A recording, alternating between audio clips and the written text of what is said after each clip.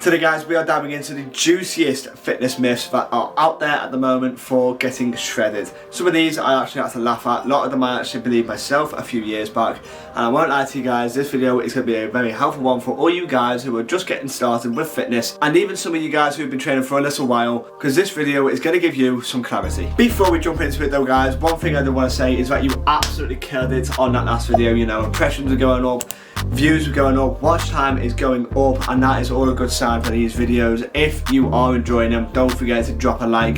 77% of you are still not subscribed, but to that 30% of you guys who are subscribed and watching these videos, big love. Anyway guys, with that aside, let's get straight into today's video. It's a little bit of a different one, a bit more playful, so let's have a bit of fun. Before we get into this, I am no expert, I'm still training to be a personal trainer, so take these with a pinch of salt. I want you to know that these are all debunked in my personal opinion from the research and the evidence and the experience I've gained over the years. And so with that being said, let's jump straight into number one, which is losing weight is a linear process. It's hard for me to say this without turning around and saying absolute, because before I go off on a tangent, the thing is, when losing weight, and it's so common, there is no way you are just going to lose weight every single week. If you're losing weight every single week, great, fair play to you, doing something very well.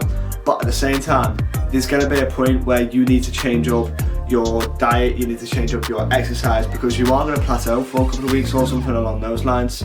You know, you may be losing 3 pounds, 2 pounds, 2 pounds, 3 pounds, 1 pound, and then you don't lose any, or you might even gain some. At that point, you let another week or two go by. If that situation is still going on, well then at that point you either reduce your calories, you increase your exercise, or you play with other variables. But either way guys, at some point in fat loss you're going to plateau. It's the same with anything, it's the same with life. At some point you're going to plateau and you need to add some variation and change into your program.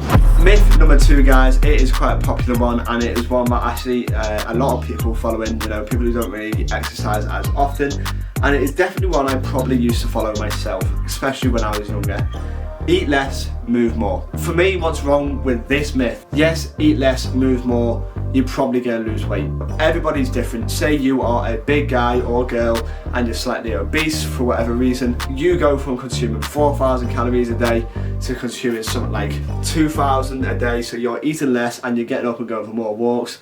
Yes, that is great, you're going to lose a bit of weight and you're going to get a lot healthier for doing that. However, at the same time, it kind of ties into that last one. At some point you're going to plateau, and what is the point of going from, you know, 4,000 calories to 2,000 calories to plateau 3 weeks down the line and having to reduce your calories even more or up your exercise, when you could have gone from 4,000 calories to 3,500 calories, seeing the same amount of change, and then slowly reduce your calories from there or increase your exercise. Although eat less and move more is, yes, technically true to lose fat, it is not effective, and at some point you will plateau. Myth number three, we have you need a gym for fat loss. This one is absolutely not true. A lot of what goes into losing weight is actually your nutrition. Having your nutrition in check is the most important factor of it, alongside sleep. Exercise is just to supplement your weight loss, fat loss journey. Alongside that guys, resistance is resistance, whether it's a dumbbell, a barbell, a kettlebell, or body weight. You're going to be able to lose weight at home, and I'm sure with everything that's going on in this pandemic at the moment, you are probably fully aware of that now more than ever. But at that point you may turn around and say, so why does every single personal trainer have a gym, or go to the gym, or anyone who's trying to lose weight goes to the gym, or everybody who does personal training sessions do it in a gym? And the reason for that is mainly because in a gym you're going to be able to give your client or yourself or whoever it may be the best bang for their buck. You know, you've got all the equipment, you've got everything you need in order to make sure that they get everything they can out of that session. In nutrition, something that you've never done before or you're not sure what to do for it, I will put a couple of videos on screen now all about my take on a flexible diet, and also 7 snacks you can have whilst trying to lose some weight. Feel free to check that out. I'll also put the links in the description for you to check out after this video if you so desire. And myth number 4 guys, we have eating late at night will get you fat. This one makes as much sense as that conspiracy theory saying that the earth is flat. However, I understand why people may think it. I used to potentially think it. I potentially, maybe, definitely used to, possibly, definitely, I did. I used to think the exact same. However, then I started expanding my knowledge on the whole nutrition side of things, and started to realise that it was so untrue. When it comes to nutrition, guys, let's be honest, we all talk about calories. When it comes to calories, you have a set daily budget for your calories. If you don't eat all your calories, and say you've got 1,000 left, and you eat them calories at 1 AM in the morning, yes, you have gone over to the next day, but you still had that 1,000 from the day before. And the same still applies whether you eat it at midnight or just before midnight, if you're still using them calories. If you, for whatever reason, go over your calories, all you need to do is figure out how much you went over by and take it away from the next day. That way, you're not going to get fatter. The thing is, when you've decided, and I've done it so many times in the past, when you've decided that you are going to go for a midnight scran, there is no holding back. It's like them gates have been opened, you know, they are going forward. You are going to nail this, and you're going to nail it right now.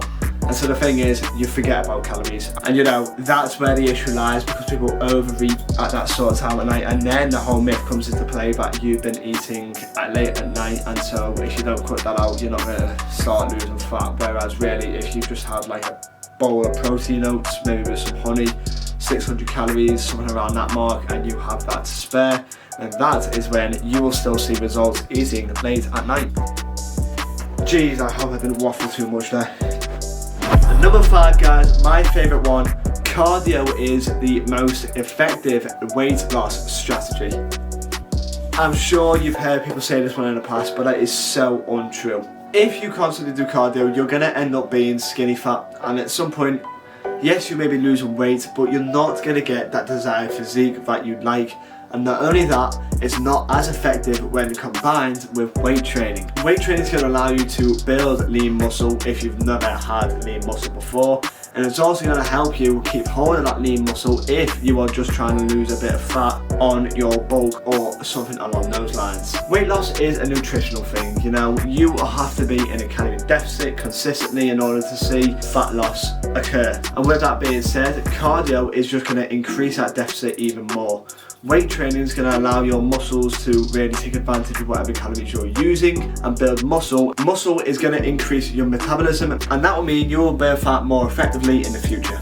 And on top of that, you'll look better for it, and you'll also feel better. So many people out there, you know, don't realise that you can lose weight without having to smash in the cardio, eat absolutely nothing, because at some point it's just going to go to absolute, and you're going to be sat there thinking, what the hell do I do in order to lose weight? You could mess up your metabolism and hinder your body, so make sure that you actually follow a correct plan, you get with it, you get focused, you learn shit, and you crack on with it. This has been a different kind of video to my usual ones, guys. I like to think it was a bit more upbeat and right in there.